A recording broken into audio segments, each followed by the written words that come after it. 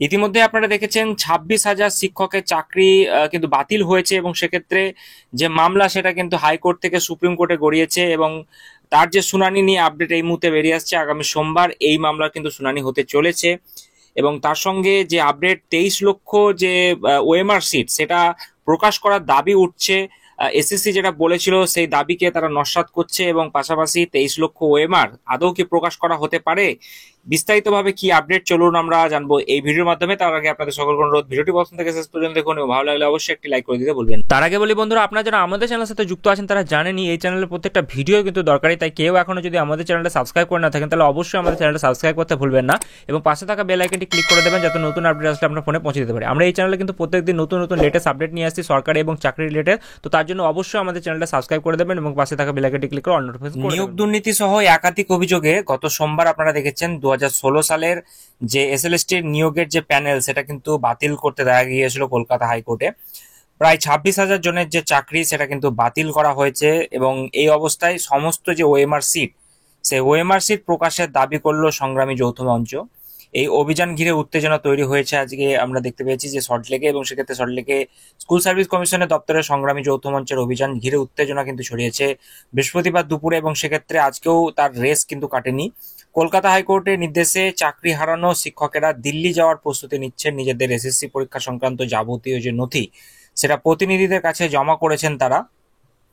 তো যাই হোক, 2016 সালের এসএসসির যে পরীক্ষা সেই পরীক্ষায় বসা সমস্ত পরীক্ষার্থীর ওএমআর সিট প্রকাশ করতে হবে। যৌথ মঞ্চের তরফে অনিরুদ্ধ ভট্টাচার্যের অভিযোগ যে ওএমআর সিট নষ্ট করা হয়েছে, এবং সেই ওএমআর সিট যেটা নষ্ট করে ফেলা হয়েছে বলে কিন্তু স্কুল সার্ভিস কমিশন যে তথ্য দিচ্ছে তা মিথ্যা। অনেক শিক্ষকের কাছেই নিজের পরীক্ষার ওএমআর যে সিট সেই স্ক্যান করা প্রতিলিপি আছে, তাহলে এসএসসির কাছে তা থাকবে না কেন? আমাদের দাবি 2016 সালের যে এসএসসির পরীক্ষা তাতে 23 লক্ষ ওএমআর সিট প্রকাশ করতে হবে, এমনটাই কিন্তু দাবি করা হচ্ছে। যদিও এ বিষয়ে এসএসসি চেয়ারম্যান সিদ্ধার্থ মজুমদারের দাবি, নিয়ম অনুযায়ী ওএমআর সিট এক বছর কিন্তু রেখে নষ্ট করে ফেলা হয়েছে। মঞ্চের সদস্যরা জানান যে চাকরিহারা শিক্ষকদের যারা রয়েছে সে সমস্ত হাইকোর্টের রায়ের বিরুদ্ধে সুপ্রিম কোর্টে যাচ্ছেন। তাদের সঙ্গে মঞ্চের কয়েকজন প্রতিনিধিও দিল্লি কিন্তু যাবেন। এদিকে শহীদ মিনার চত্বরে বড় সংখ্যায় কিন্তু চাকরি হারানো যে শিক্ষক রয়েছে তারা হাজির হয়েছেন, তারা দিল্লি যাওয়ার প্রস্তুতি নিচ্ছেন। নিজেদের এসএসসি পরীক্ষা সংক্রান্ত যাবতীয় যে তথ্য বা যে নথিগুলো রয়েছে সেগুলো প্রতিনিধিদের কাছে জমা করছেন তারা। এর জন্য রাজ্যের বিভিন্ন জেলা থেকে চাকরিহারা শিক্ষকদের এসেছিলেন, এবং আলাদা করে বিভিন্ন জেলা অস্থায়ী যে ডেস্ক সেটা তৈরি করা হয়েছিল, সেখানে কিন্তু নথি কিন্তু জমা নেওয়া হচ্ছে। তো সুপ্রিম কোর্টের কেসটার যে আপডেট সেটা আপনাদেরকে যেটা জানানো হচ্ছে যে অনেকে আপনারা জানেন যে সুপ্রিম কোর্টের যে এসএসসি মামলা সেটা কিন্তু পৌঁছেছে, এবং সেই মামলার শুনানি কবে হবে এই নিয়ে যেটা আপডেট, আগামী সোমবার কিন্তু এই মামলার শুনানি হওয়ার সম্ভাবনা রয়েছে। আগামী সোমবার সুপ্রিম কোর্টে এসএসসি মামলা শুনানি হতে পারে। কলকাতা হাইকোর্টের রায়ে 2016 সালের যে নিয়োগ পরীক্ষা সেই নিয়োগ পরীক্ষার যে প্যানেল সেই প্রক্রিয়া পুরো প্যানেলটা কিন্তু বাতিল করা হয়েছিল। এক লক্ষে প্রায় 26,000 মতো ক্যান্ডিডেট তাদের চাকরি কিন্তু চলে গিয়েছে, এবং তাই রুখতে বিশেষত যারা সঠিক যোগ্যতায় পরীক্ষা দিয়ে চাকরি পেয়েছে, যাদের নিয়োগের বিষয়ে কোনো অভিযোগ নেই, তাদের চাকরি অক্ষত রাখতেই রাজ্য সরকার এবং the West Bengal central school service commission যে সুপ্রিম কোর্টে স্পেশাল লিভ পিটিশন কিন্তু দায়ের করা হয়েছে।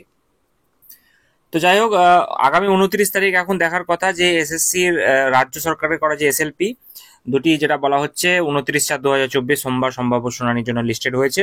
এর আগে শীর্ষ আদালত সূত্রে জানা গিয়েছিল যে আগামী 3 মে শুনানির সম্ভাবনা রয়েছে, যেটা এগিয়ে আনা হয়েছে। যদিও কোন বেঞ্চে মামলা শুনানি হবে তা এখনো পর্যন্ত স্থির হয়নি। তো জানা যাক আগামী দিনে কবে সেটা হচ্ছে। তো গত সোমবার কলকাতা হাইকোর্টের বিচারপতি দেবাংশু বসাক এবং বিচারপতি মোহাম্মদ সব্বর রশিদের যে ডিভিশন বেঞ্চ, সেখানে আমরা দেখেছিলাম 2016 সালের শিক্ষক ও শিক্ষাকর্মী নিয়োগের যে পুরো প্রক্রিয়া সেটা বাতিল করেছে তারা। এর ফলে চাকরি গিয়েছে প্রায় 25,753 জনের। যারা মেয়াদ উত্তীর্ণ প্যানেলে যে চাকরি পেয়েছেন, যারা সাদা খাতা জমা দিয়ে চাকরি পেয়েছেন তাদের বেতন ফেরতেরও কিন্তু নির্দেশ দেওয়া হয়েছে। 4 সপ্তাহের মধ্যে 12% হারে সুদ সহ বেতন ফেরতের নির্দেশ দিয়েছিল তারা। তো যাই হোক, যদিও এখনো পর্যন্ত যেটা আপডেট সেখানে আপনারা অনেকে হয়তো দেখেছেন, আমাদের ভিডিওতে আমরা জানিয়েছিলাম যে বেতন বন্ধের যে নির্দেশ সেটা আপাতত যতদিন না মামলা থাকছে ততদিন কিন্তু সে বেতন তারা পাবে। তো আগামী দিনে কি আপডেট আসছে, আগামী সোমবার কি শুনানি হচ্ছে না হচ্ছে, অবশ্যই আমি আপনাদেরকে আপডেটের মাধ্যমে জানাবো। তাই চ্যানেলটি সাবস্ক্রাইব করে পাশে থাকা বেল বাটনে ক্লিক করে দিতে ভুলবেন না।